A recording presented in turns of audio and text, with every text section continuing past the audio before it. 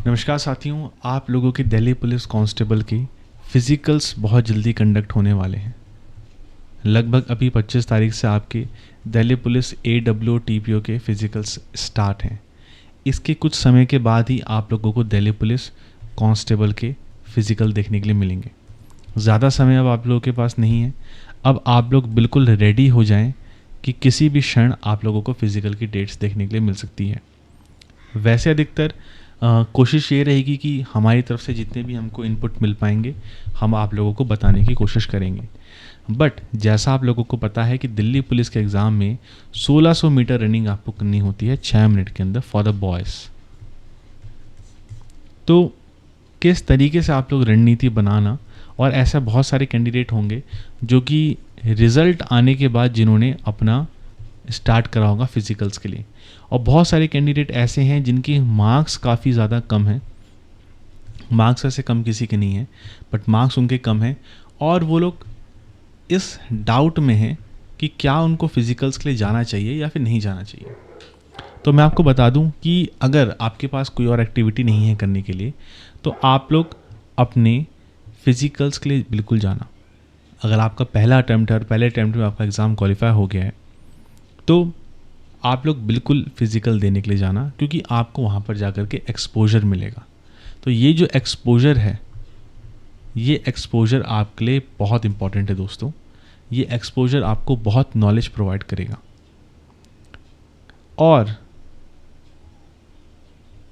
अगर आप में से कोई ऐसा है जिसके पास सीजीएल एग्ज़ामिनेशंस हैं अभी, जो कि सीजीएल को स्पेसिफिकली टारगेट कर रहा है, तो आप लोग बिल्कुल उस चीज़ के लिए जाएं, सीजीएल एग्ज़ामिनेशन की तरफ जाएं अगर आप बिल्कुल बॉर्डर लाइन पर फंस रहे हो। बट अगर आपके मार्क्स ठीक ठाक हैं दिल्ली पुलिस के लिए, आपके मार्क्स कट ऑफ से +2 +3 हैं, तो आप लोग 100% फिज़िकल के लिए जाएं और फिज़िकल्स को सीरियसली लें।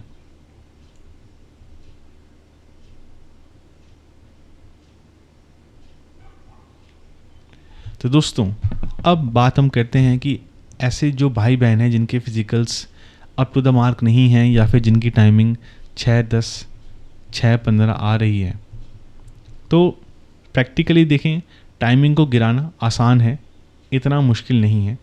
पर हर कोई टाइमिंग नहीं गिरा पाता क्योंकि हर किसी की क्षमताएं अलग अलग होती हैं। तो जो भाई बहन ऐसे हैं जो कि नहीं गिरा पा रहे हैं अपनी टाइमिंग, तो मैं उनको सजेस्ट ये करूँगा कि लास्ट के आपके बस कुछ महीना ही लगभग बचा होगा, तो आप लोग बस अब अपनी तरफ से थोड़ी सी पर्टिकुलर ट्रेनिंग को फॉलो करो। ऐसा नहीं है कि सिर्फ और सिर्फ आप 1600 मीटर ग्राउंड में लगा रहे हो और उसकी टाइमिंग नाप दे रहे हो। आप लोगों को पर्टिकुलर वर्कआउट फॉलो करना पड़ेगा। और वर्कआउट क्या है मैं आपके साथ शेयर करता हूँ, क्योंकि जब मैं अपने दिल्ली पुलिस के एग्ज़ाम के लिए गया था और जब मैंने फ़िज़िकल अपना क्वालिफाई करा था दिल्ली पुलिस का, तो मैंने यही स्ट्रेटेजी फॉलो करी थी। ऑल्दो मैं उस टाइम पे एनसीसी पे था तो मेरा फ़िज़िकल काफ़ी अच्छा खासा था, और भी फैक्टर्स थे क्योंकि मैं बचपन से स्पोर्ट्स में था, तो मेरा फ़िज़िकल ठीक था, तो मेरे को इतनी ऐसा कोई प्रॉब्लम नहीं हुई। बट आप लोग भी स्ट्रेटेजी को फॉलो कर सकते हैं। अगर आप सीपीयू एस्पिरेंट भी हो तो भी मैं आपको कहूँगा कि आप इस स्ट्रेटेजी को फॉलो करो, ये स्ट्रेटेजी आपको डेफिनेटली हेल्प करेगी। देखिए, अब जो भी आपको वर्कआउट करना है, ये वर्कआउट आपको करना है बिल्कुल स्पेशल वर्कआउट। अब आपको स्पीड ट्रायल्स करने हैं, आपको ज़्यादा दौड़ने से ज़्यादा क्वालिटी के ऊपर फोकस करना है कि किस टाइप की रनिंग आप कर रहे हो।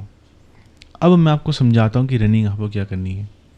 सबसे पहले दोस्तों मैं आपको समझा दूं कि आपको इस पूरी की पूरी जर्नी में जो भी आपका टाइम बचा है, इंजरी से प्लीज़ आप लोग बच करके चलना। इंजरी का मैं आपको सच बताऊं, मैंने भी इंजरी झेली अपनी प्रिपरेशन के टाइम पे। इंजरी ऐसा नहीं है कि आप बहुत हार्ड वर्कआउट करो तभी आपको इंजरी आएगी। इंजरी कई बार आपकी छोटी मोटी चीज़ों पे भी आ जाती है, जैसे कि पाँव का मुड़ जाना अचानक से, हैमस्ट्रिंग का खिंच जाना। तो प्लीज़ आप लोग वर्कआउट के टाइम पे वार्म अप अच्छे से करना, क्योंकि मैंने देखा है कैंडिडेट एसएससी सीपीओ के थे, 160+ मार्क्स उनके थे और उनको हैमस्ट्रिंग में इंजरी हो गई और unfortunately he is not going for the physicals right now. तो उनकी पूरी की पूरी मेहनत ख़राब हो गई पूरे के पूरे साल की। तो मैं ये नहीं चाहता कि आप लोग भी इस तरीके से इंजरी को खा लो। अब आपको सिर्फ और सिर्फ स्पीड मेथड्स पर ध्यान देना है। देखिए, आप लोगों को लोग दिखते हुए मिल जाएंगे कि भाई हर एक चक्कर को लगभग 1 मिनट का या 1.5 मिनट का लगा करके चलो, बट जिस दिन आप फिजिकल के लिए जाएंगे उस दिन ये स्ट्रैटेजी सारी की सारी धरी की धरी रह जाएगी। उस दिन सिर्फ और सिर्फ आपके अंदर की जो जान है शरीर की, वही पूरी की पूरी काम आएगी। तो इसलिए इन स्ट्रैटेजीज़ के चक्कर में मत पड़ना कि पहला चक्कर मैं 1 मिनट का लगाऊंगा, दूसरा चक्कर 1:10 का, फिर 1:20 का, 1:30 का, इस चक्कर में मत पड़ना। अभी आप लोग सिर्फ और सिर्फ स्पीड वर्कआउट पे फोकस करो। स्पीड वर्कआउट कैसे? 400 मीटर के आप लोग लगभग 6 से 8 लैप लगाओ। This is for 3 days. 3 days या फिर 2 डेज़ आप लोग इस चीज़ को फॉलो कर सकते हो, क्योंकि आपके पास अभी थोड़ा बहुत समय है। 400 मीटर की आपको 6 राउंड लगाने हैं या फिर 8 राउंड लगा लें अगर आप कर सकते हो, और कोशिश करना कि 1:10 के अंदर आप लोग इसको अचीव करो। बस 400 मीटर की बात है, 1:10 आपको करना है, और हर उसमें आपको लगभग 1:10 से लेकर के 1:30 के बीच में अगर आपकी टाइमिंग आ गई, इट इज़ वेरी गुड। दूसरा मेथड ये है दोस्तों कि जब आप 2 दिन कर लोगे, फिर 2 दिन आपको फॉलो करना है 400 मीटर के या फिर आप कह सकते हैं 800 मीटर के 2 राउंड, जिसको मैं कहूँगा स्ट्राइड्स, जिस चीज़ को मैं भी सबसे ज़्यादा फॉलो करता हूँ, और इससे रनिंग काफ़ी जल्दी इम्प्रूव होती है इस स्ट्राइड से।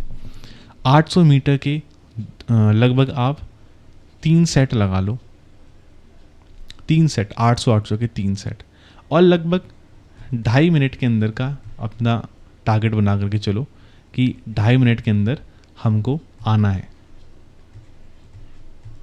2 चक्कर, 400 के 2 चक्कर, 800 मीटर टोटल हो गया आपका। 2.5 मिनट के अंदर आपको आना है।